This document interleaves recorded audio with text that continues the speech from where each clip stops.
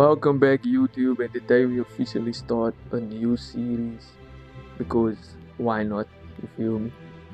In today's video we're gonna be talking about a certain skill. It's prevalent through most sports in history, but it's often overlooked or over debated, and people can't quite make their minds up about what truly is the importance of this skill. Of course, I am speaking about the skill of vision. Obviously, Spanish players get a lot of credit for their technical ability and footballing IQ, but some of the better players when it comes to this particular skill have been the Germans. That's why they have 4 World Cups, 3 Euros. They're prevalent throughout history as one of the greatest footballing nations. Um, and of course, who else to represent this debate today between which German had the better vision? I mean, who better to represent the German national team other than Adolf Hitler and Tony Cruz? Who better? So today we're gonna figure out Adolf Hitler's vision, how his worked, and to me, executioning is very important. So we're gonna look into that, and then we're gonna look into Tony Cruz throughout his career and what he was able to do with his immaculate vision on a football field. Without a further ado, let's get into it.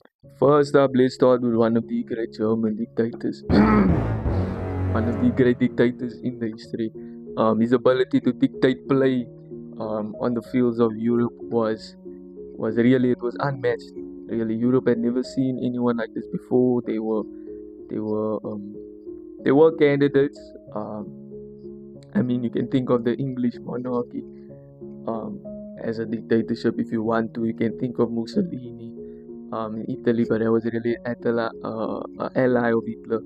You can think of Stalin out there with the Soviet Union and Lenin, but we all know how that went. So today we're going to look at his vision and what he was able to do with that vision. Hitler had a very specific and very dangerous vision for Germany and Europe. And it was this vision and his executioning of this vision that led to World War II and the Holocaust. So here's a clear description of what his vision looked like. Number one, in Hitler's mind, they needed to have a pure Aryan Germany. What does that mean? Hitler believed in a racist ideology that claimed so-called Aryans, especially Germans, superior to all other races. So he wanted a racially pure Germany. He wanted Jews removed from society, which ultimately led to the Holocaust. There was the persecution of Roman people, disabled people, niggas without arms and legs,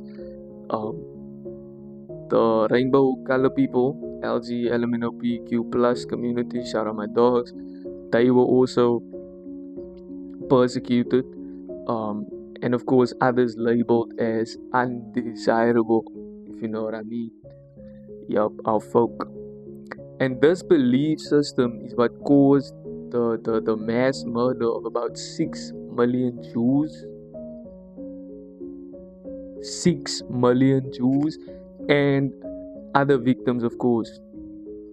Second thing that was very important to a player of Hitler's stature was he wanted total control.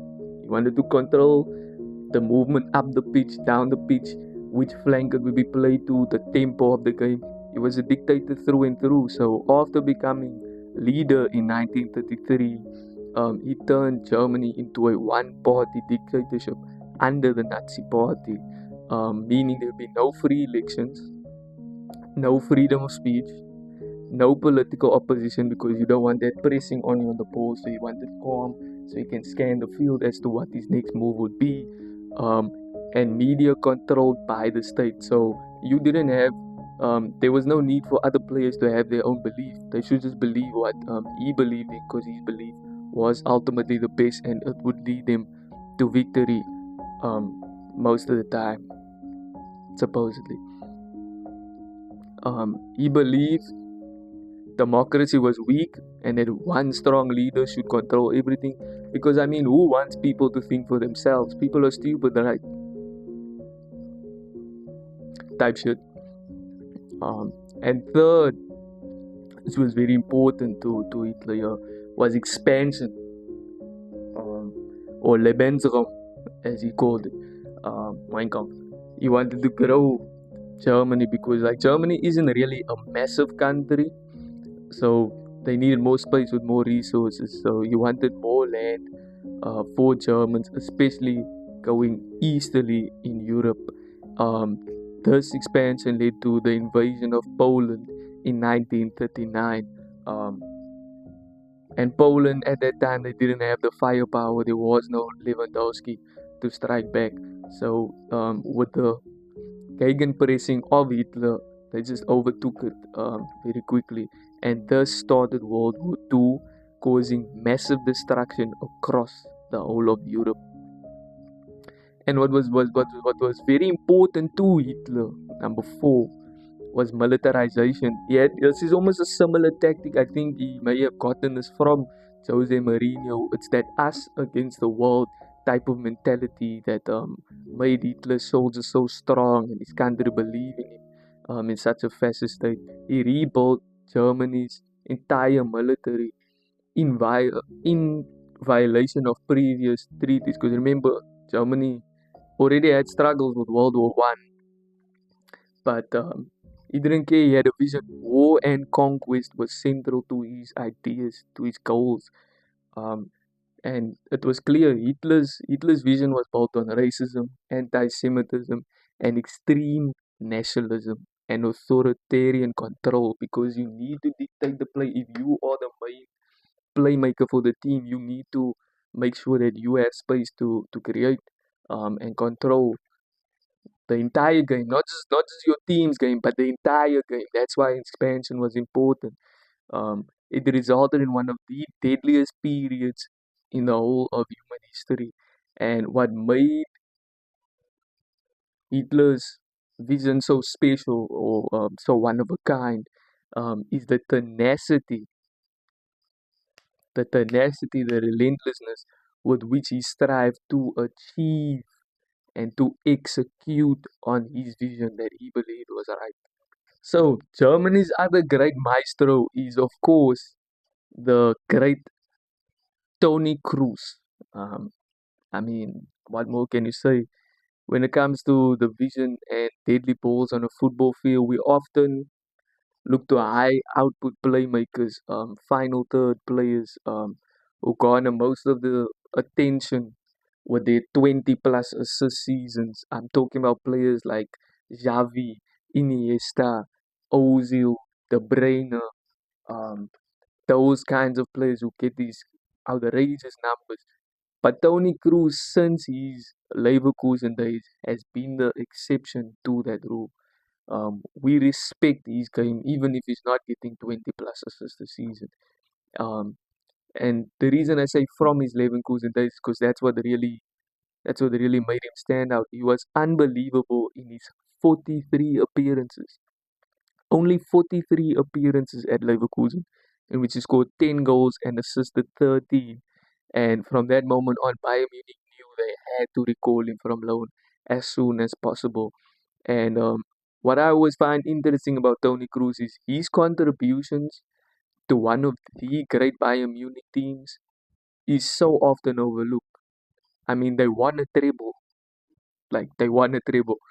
And it's really most of the time because of the era that we in. We're just looking at stats, goals and assists all the time. And the surface level numbers are really, it doesn't pop at you. I mean, 205 appearances, 24 goals, 49 assists. It doesn't stand out when you're looking at the Brunos and the Pereiras, the Jude Bellinghams of today's time. It looks kind of mediocre.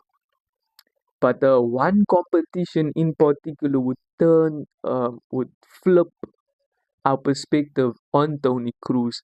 And of course, I'm speaking of the 2014 World Cup. I mean, if it wasn't for Lionel Messi in that campaign, in that competition that year, in that tournament, I mean, Tony Cruz would have undoubtedly been the Golden Ball winner.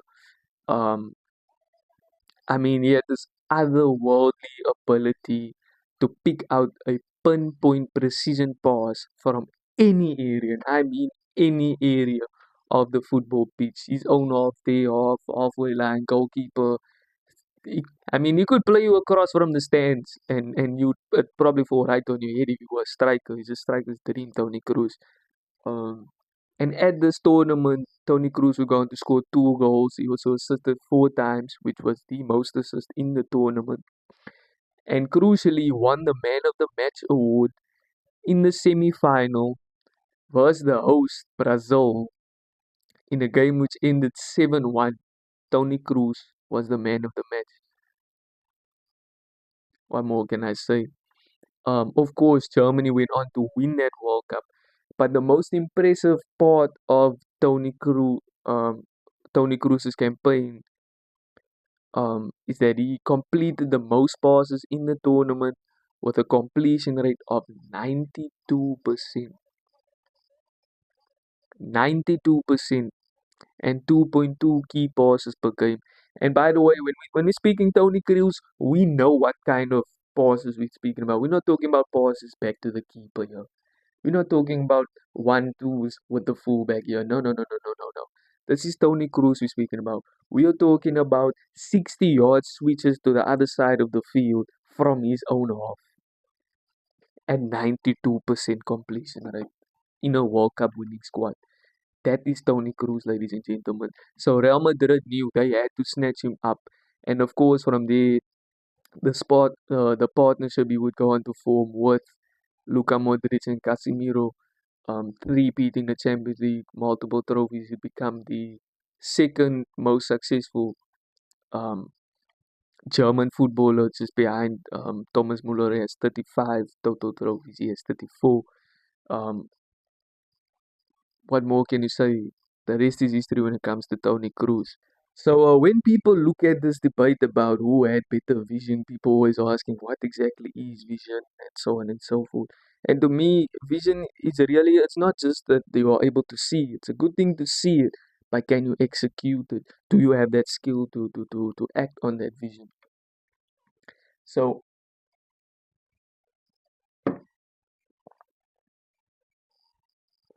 pardon. So keeping this in mind, who truly had the better vision between Adolf Hitler and Tony Cruz? And the answer to me is very simple. Every time I think about Hitler, I think about the fact that he didn't have as great the vision he had. He didn't have the vision to see that his troops would get absolutely massacred if they were caught in the Russian winter, and this ultimately led to their loss against the Allies. That mistake from Hitler, that ego, that over eagerness, um, to not take another look. Maybe he just needed to take another 2 touches on the ball before deciding to play that runner in behind the defense, and he got caught with an offside trap. It's as simple as that.